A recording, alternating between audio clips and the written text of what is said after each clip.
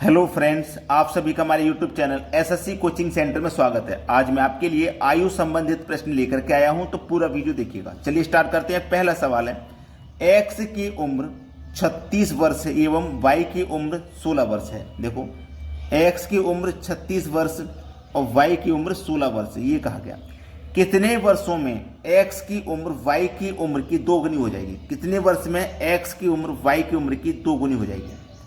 अगर मैं इसमें एक जोड़ दूंगा तो 17, इसमें एक जोड़ दूंगा 37, तो आपकी 17 का 37 दो गुना नहीं होता। पहला ऑप्शन नहीं होगा। दूसरा ऑप्शन, अगर मैं इसमें भी जोड़ूंगा 18 और इसमें दो जोड़ूंगा तो 38, तो 18 का दो गुना 38 नहीं होता है, हटाइए। 3 जोड़ूंगा इसमें 19 और 3 इसमें 39, ये भी नहीं होगा क्योंकि 19 का दो गुना 39 नहीं होता। अगर इसमें 4 जोड़ूंगा तो 20 और इसमें भी 4 जोड़ूंगा 40।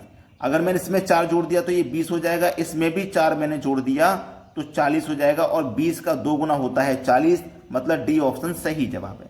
तो आपको कुछ करना ही नहीं पड़ा, मेहनत नहीं करनी पड़ी आपको, बिल्कुल आप देख के ही आंसर बता दोगे ऑप्शन में से ही। चलिए अब देखते हैं अगला सवाल। अगला प्रश्न है, वर्तमान में माया और छाया की उम्र का अनुपात 6:5 है। अब से 15 साल बाद अनुपात 9:8 में बदल जाएगा, तो माया की वर्तमान उम्र क्या है। वर्तमान मतलब प्रेजेंट, यह है आपका प्रेजेंट। प्रेजेंट में दो व्यक्ति हैं, माया और छाया। इनका अनुपात है 6:5। ये प्रेजेंट है, वर्तमान है। अब से 15 साल बाद, यानी कि प्रेजेंट से कहाँ जाएंगे, 15 साल बाद नीचे आ जाएंगे। 15 साल बाद इनका जो अनुपात हो जाएगा वो हो जाएगा 9:8। तो माया की वर्तमान उम्र क्या है। याद रखिएगा, हमेशा सबसे पहले नीचे वाले अनुपात का अंतर करना है, तो 9 और 8 का अंतर आ जाएगा 1।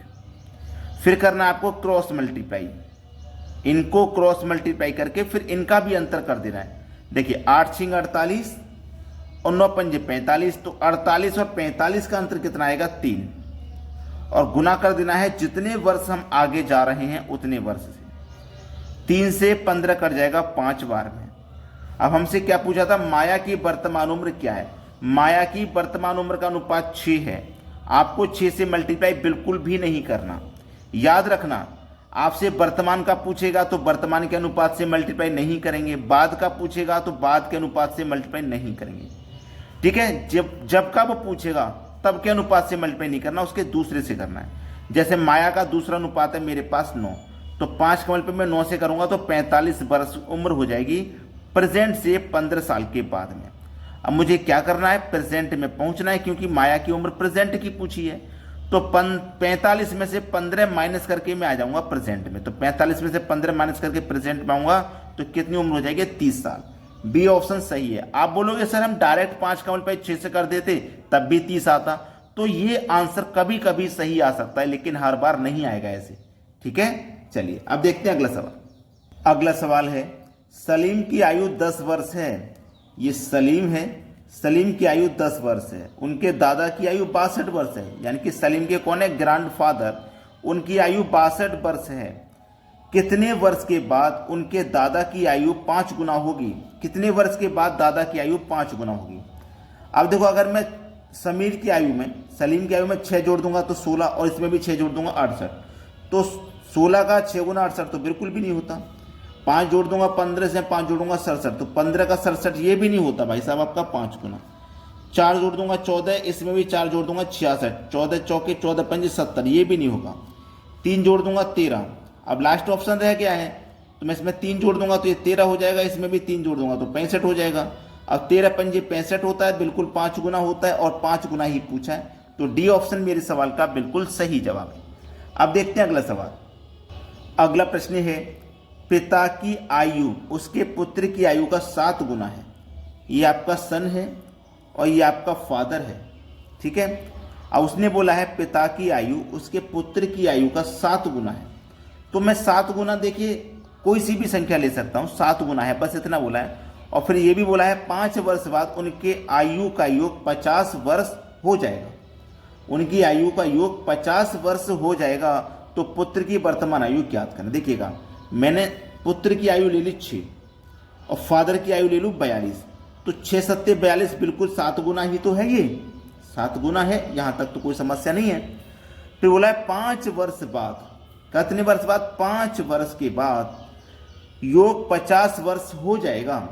अब देखिएगा 5 वर्ष के बाद यहां जब 7 गुना है तो मैं 7 गुना ही तो करूंगा, तो 5 सत्ते 35, कितना आ गया भैया 5 सत्ते 35 आ गया।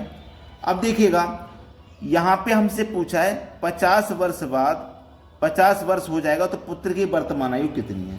अब देखिएगा प्रश्न बहुत ही बढ़िया था। यहां का हमने 6 का 7 गुना करा 42। अब 6 का 7 गुना जब मैंने 42 कर लिया तो मैं यहाँ पे क्या करूंगा, मेरा पहला ऑप्शन क्या है 6, मेरा पहला ऑप्शन 6 था तो मैंने आयु सन की आयु 6 मान ली। भाई पहला ऑप्शन मेरा 6 था, सन की आयु मैंने 6 मान ली, उसके फादर की 42, 7 गुना ही तो है। फिर मैंने दूसरा ऑप्शन लिया, योग मेरा कितना आ गया 42 और 6 का 48 आ गया। ठीक है, अब देखो मैंने दूसरा ऑप्शन 5 लिया, 5 का 7 गुना 35 आया। अब इसमें क्या पूछा है 5 वर्ष के बाद, याद रखना 5 वर्ष के बाद। अब इसमें भी मैं 5 जोड़ लूंगा तो 10 और इसमें 5 जोड़ दूंगा तो 40 और दोनों को जोड़ लूंगा तो 50 वर्ष नहीं हो जाएगा।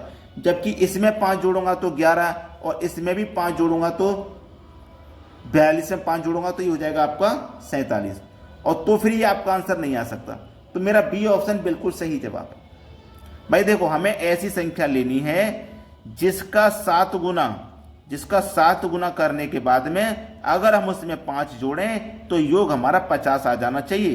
तो मैं 5 का 7 गुना करूंगा 35, अब मैं 5 जोड़ूंगा तो इसमें भी 5 जोड़ूंगा तो ये 10, इसमें भी 5 जोड़ूंगा तो 40 और दोनों का योग देखो 50 वर्ष आ जाएगा। अब देखते हैं अगला सवाल। अगला प्रश्न है 3 लड़कियों की औसत उम्र 20 वर्ष है और उनकी उम्र का अनुपात 3, 5, 7 है। सबसे छोटी लड़की उम्र क्या है। देखिए 3 लड़कियां हैं, पहली लड़की, ये दूसरी और ये तीसरी लड़की। अनुपात इनका पता है हमें 3, 5, 7 है। ठीक है, 3, 5, 7 का हमारे पास अनुपात है। 3 लड़कियों की औसत उम्र 20 है। 3 लड़कियों की औसत कितना है 20, तो संख्या कमल पे औसत में करेंगे तो हमें योग मालूम हो जाएगा, यानी कि योग हमारे पास 60 है। जब हमें योग मालूम है तो हम अनुपात का भी योग कर देंगे, 7, 5, 12, 3, 15। तो इस योग में अनुपात के योग से डिवाइड कर दो, 15 चौके 60, 4 बार में कट गया। सबसे छोटी लड़की की उम्र, जो अनुपात में सबसे छोटा होगा वही सबसे छोटी होगी। सबसे छोटा अनुपात में 3, तो 4 का 3 से कर दो, 4 त्रिका 12 बरस। तो सबसे छोटी लड़की की उम्र क्या है 12 बरस है। अब देखते हैं अगला सवाल।